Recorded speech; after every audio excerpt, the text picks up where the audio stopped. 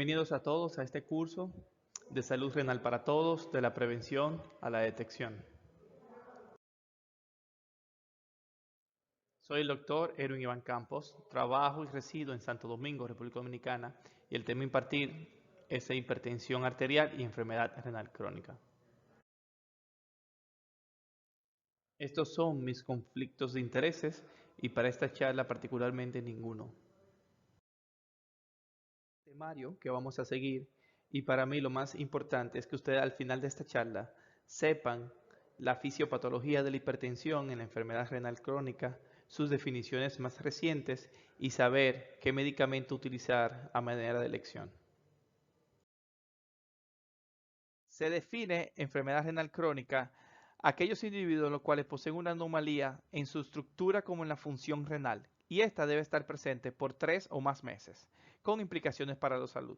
Algunos de los marcadores más comunes están la albuminuria, sedimento urinario anormal, anomalías electrolíticas principalmente por desórdenes tubulares, anomalías detectadas por histología, estos son prácticamente biopsias, anomalía detectada por imágenes, por ejemplo, sonografía o tomografía o cualquier método diagnóstico, e historia de trasplante renal.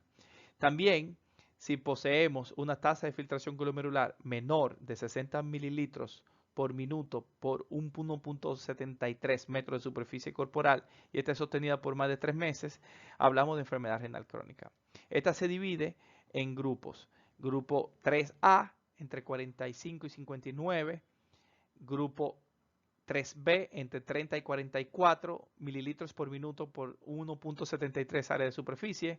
El grado 4 es de 15 a 29 y el último, el grado 5, menor a 15 mililitros por minuto por 1.73 de tasa de filtración glomerular. La prevalencia de la enfermedad renal crónica a nivel mundial es de un 10%. Aquí en esta gráfica observamos cómo la hipertensión es causa de muchos de ellos lleguen a enfermedad renal crónica terminal. En el caso de Estados Unidos, un 32% versus un 18% de España. La prevalencia de hipertensión arterial va aumentando según se va progresando en la enfermedad renal crónica. En este estudio vemos como de 10.813 pacientes, el 86.2% era hipertenso tomándose en cuenta una presión arterial por encima de 130/80 y el 91% de ellos era hipertenso si se tomaba en cuenta una TA de 140/90 milímetros de mercurio. Con esta gráfica entenderemos por qué la prevalencia de hipertensión arterial es tan alta en la enfermedad renal crónica.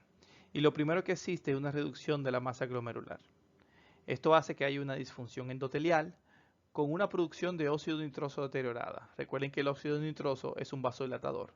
Hay un estrés oxidativo y una endotelina elevada. La endotelina es un potente vasoconstrictor. Esto hace que aumente la vasoconstricción periférica, incrementando la presión arterial sistémica. Por otro lado, hay un aumento en la producción de renina. ¿Por qué? Porque hay una disminución del flujo sanguíneo del glomérulo esclerosado. Este cree prácticamente que está en isquemia y quiere aumentar su perfusión, haciendo aumentar la secreción de renina, aumentando la presión, incrementando la perfusión del glomérulo. Y esto hace que lleve la cascada, que se active la cascada renina-angiotensina-aldosterona, lo cual promueve una retención de sodio. Esta retención de sodio hace que aumente el volumen o la expansión del volumen extracelular. Esto aumenta la perfusión al tejido periférico, aumentando la vasoconstricción y resistencia periférica. Y también la reducción de la masa glomerular hace que haya menos excreción de sodio, aumentando la retención del mismo, produciendo la expansión del volumen. Este hace también aterosclerosis o dureza de las arterias, las pone más rígidas. A nivel simpático, hay una hiperactividad del sistema nervioso simpático, que se estimula la producción de renina por las células renales yuxtaglomerulares, retroalimentado también por los niveles altos de angiotensina 2. Todos estos factores ayudan al incremento de la presión arterial. Existen más causas de hipertensión arterial en enfermedad renal crónica. Uno de ellos es el uso de agentes estimulantes de eritropoyetina. Al disminuir la anemia, que es prevalente casi en todos los pacientes de enfermedad renal crónica, disminuye la vasodilatación. Existe evidencia de que se produce también vasoconstricción por el uso de los mismos. Existe un gran porcentaje de calcificación vascular debido al trastorno óseo mineral.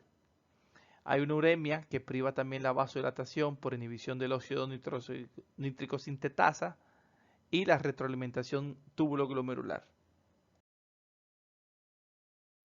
La definición de hipertensión va a variar según el continente o la guía que usted decida ejecutar.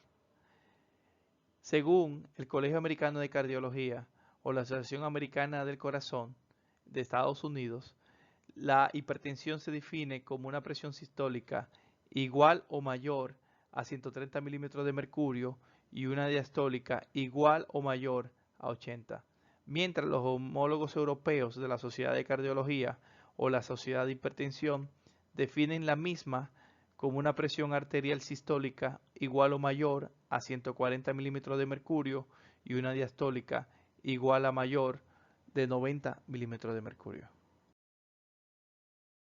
Esta diferencia entre Estados Unidos y Europa de 10 milímetros de presión viene dada por estudios como el MDRD, en el cual existe controversia sobre si el control estricto de la presión arterial está indicado en la enfermedad renal crónica, ya que los resultados primarios de los ensayos controlados aleatorios no mostraron ningún impacto en la progresión de la enfermedad renal con esta estrategia.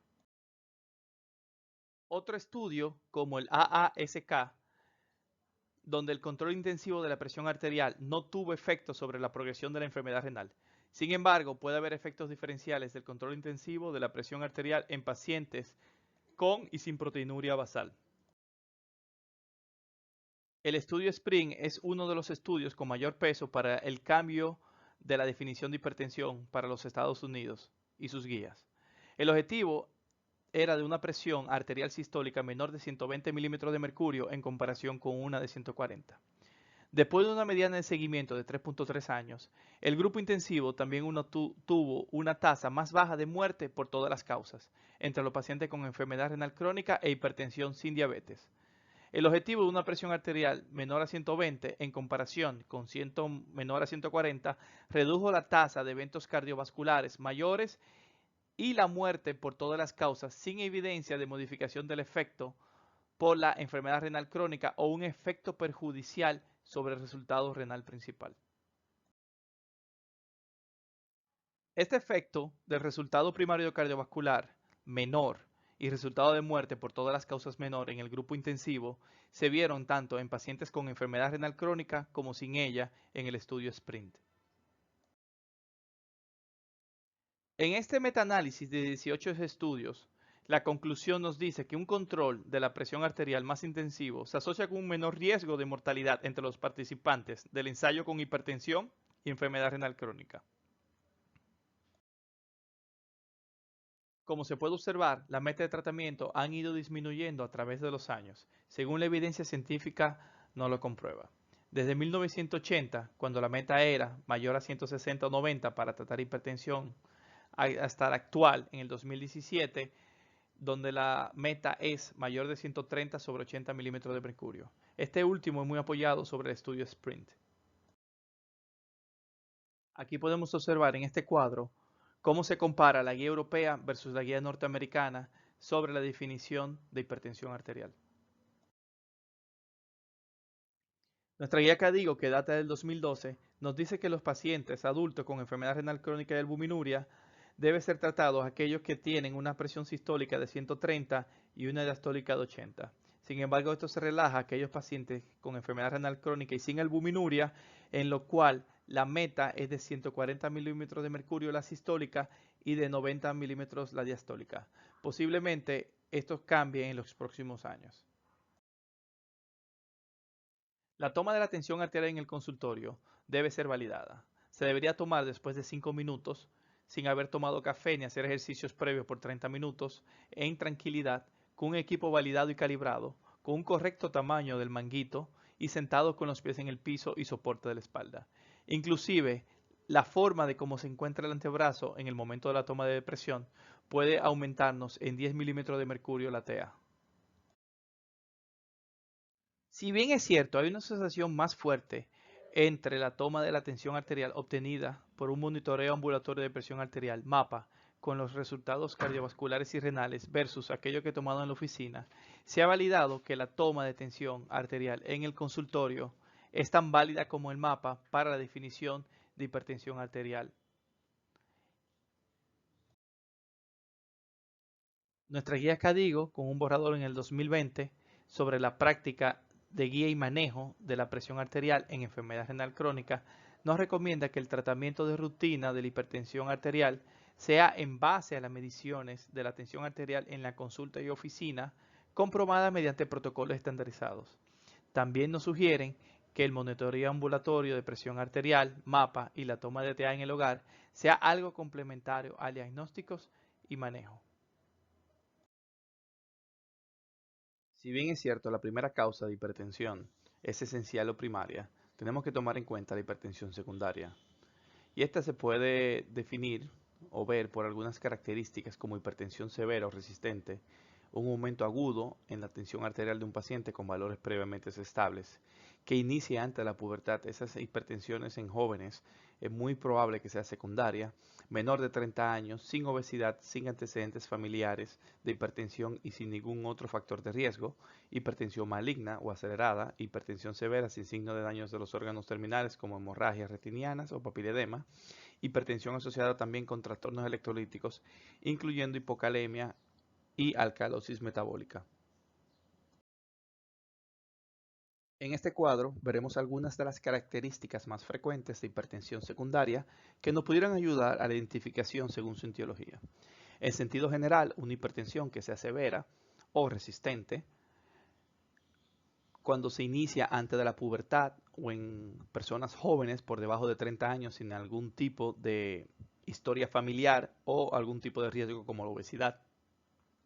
Ya en una enfermedad renovascular se puede elevar la creatinina inexplicablemente después de la administración de un IECA o un ARA.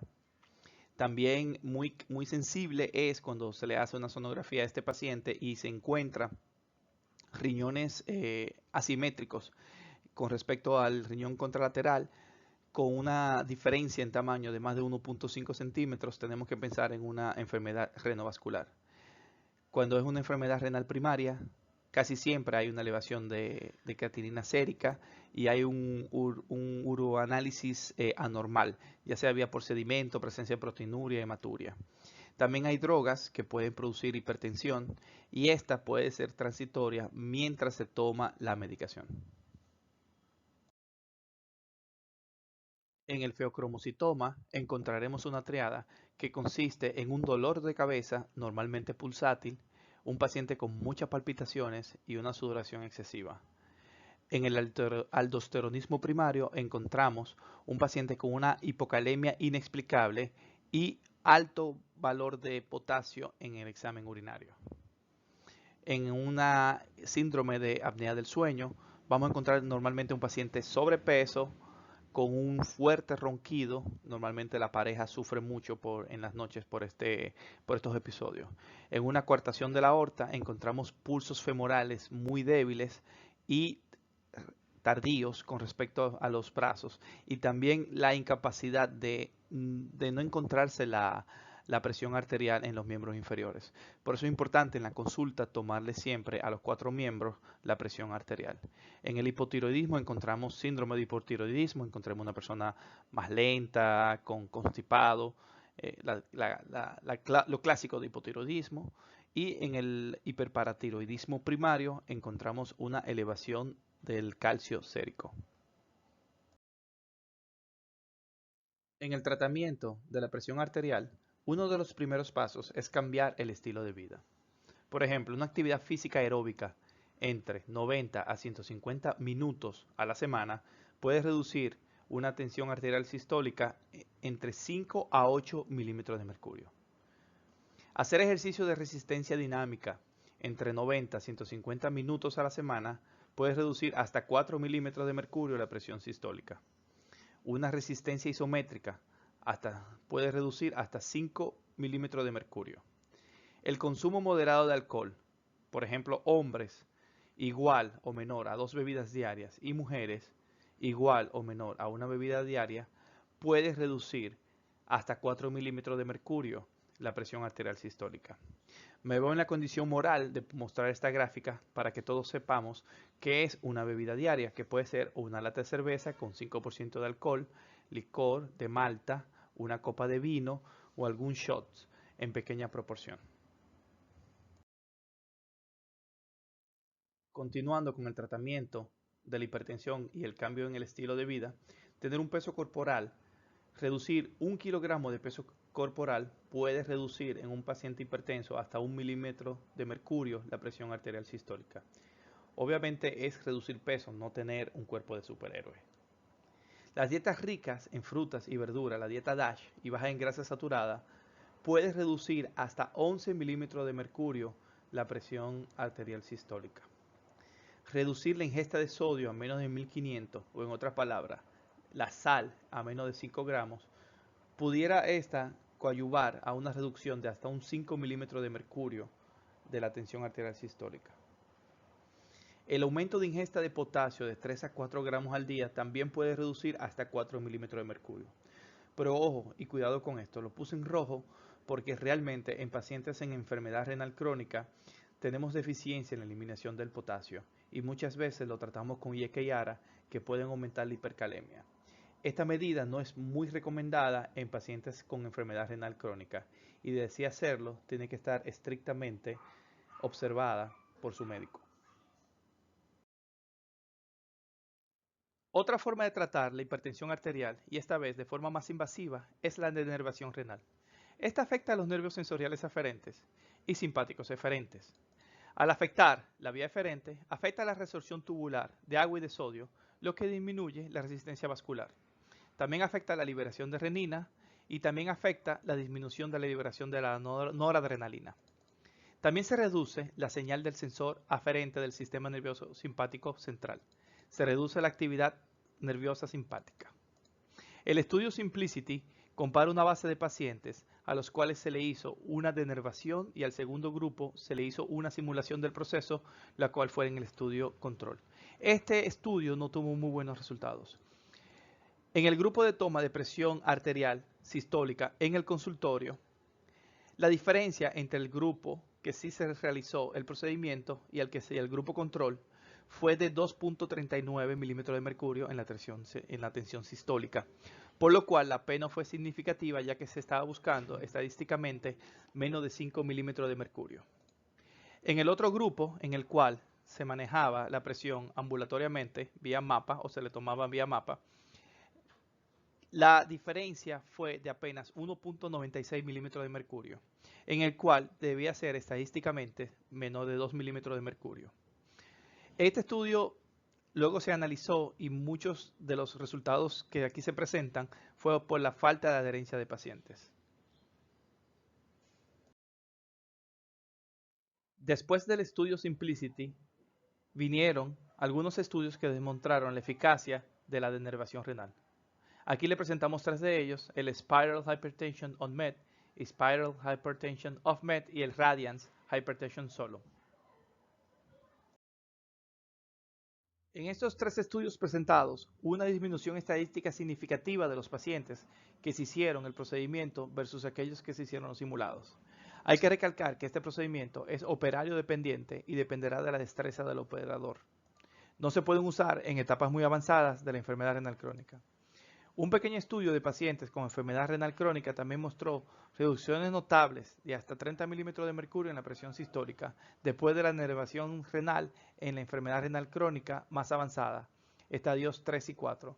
Y algunos estudios han demostrado reducciones en la albuminuria y la progresión más lenta de la enfermedad renal crónica con denervación renal. Terapia farmacológica. En general, para la mayoría de las guías para los pacientes con enfermedad renal crónica, los inhibidores de la enzima convertidora de angiotensina, por sus siglas en castellano IECA, ACE en inglés, y los bloqueadores de los receptores de la angiotensina, BRA, en sus siglas en castellano, y ARB en inglés, se consideran agentes antihipertensivos de primera línea, especialmente en presencia de albuminuria mayor de 300 miligramos por día. La evidencia para respaldar su beneficio sobre otras clases de agentes antihipertensivos en aquellos sin proteinuria es menos sólida. Los inhibidores de la ECA y los BRA inducen vasodilatación arteriolar eferente, lo que conduce a reducciones en la presión intraglomerular y por lo tanto ayuda a la supresión de la proteinuria. Aquí vemos el algoritmo de la Sociedad Americana del Corazón y del Colegio de Cardiología norteamericano, en el cual si un paciente tiene una presión arterial de 130/80 igual o mayor, tiene albuminuria, su indicación es empezar con un IECA como primera línea. Si es intolerante a los IECA, se pasa a un ARA.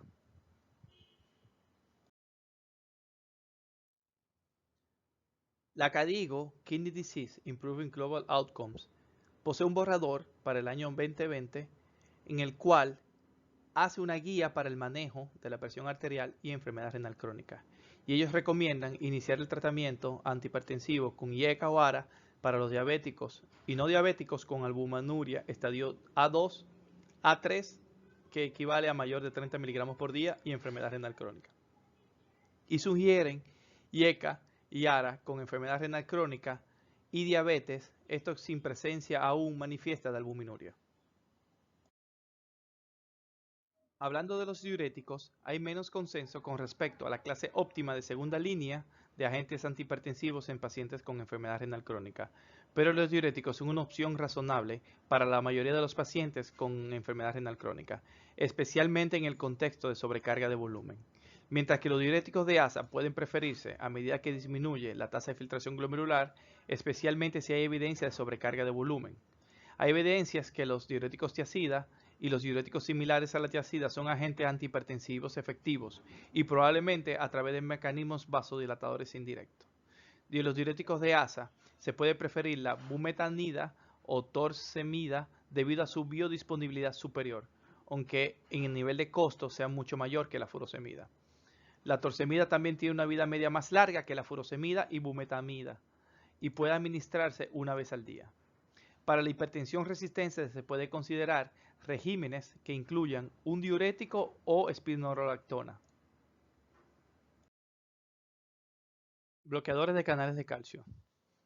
Los bloqueadores de canales de calcio no dihidropiridínicos como el dieltacén o el verapamilo también pueden tener efectos antiproteinúricos y pueden ser útiles en pacientes con enfermedad renal crónica y proteinuria. Puede ser de gran ayuda combinándolos con los IECA y los ARA. Betabloqueadores.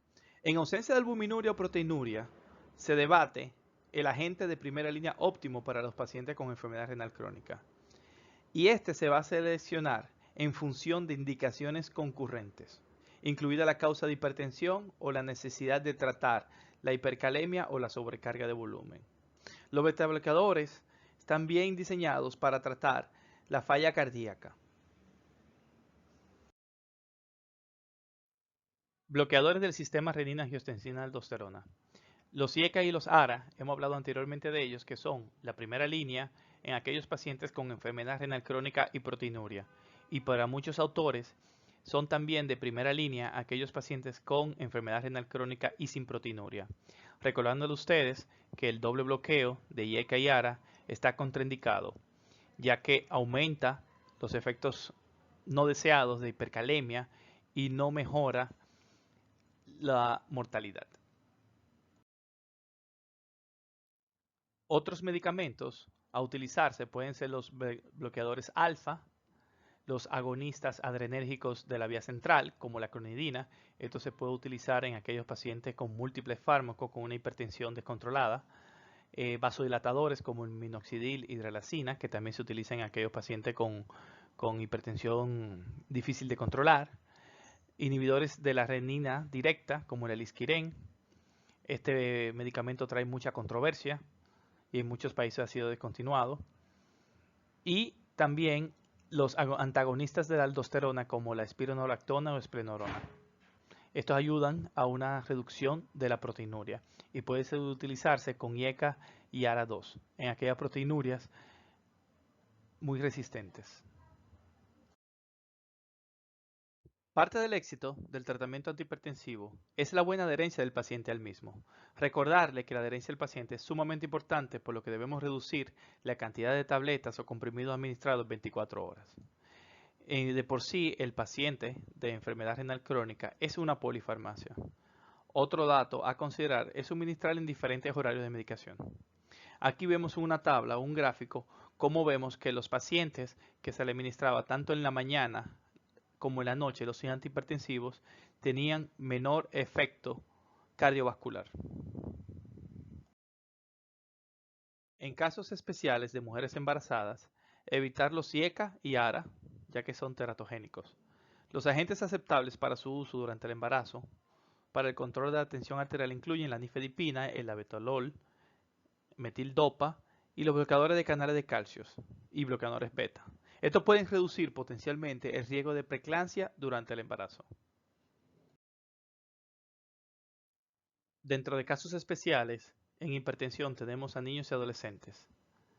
El 1% de los enfermos renales crónicos son niños y de estos desarrollan hipertensión en aproximadamente entre 50 y 80% de los casos.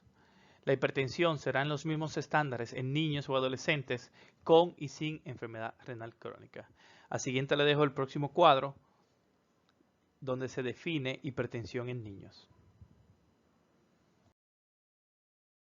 En casos especiales, la JNC8 se recomienda tener como meta una presión arterial sistólica menor de 150 y una diastólica menor de 90 para pacientes añosos.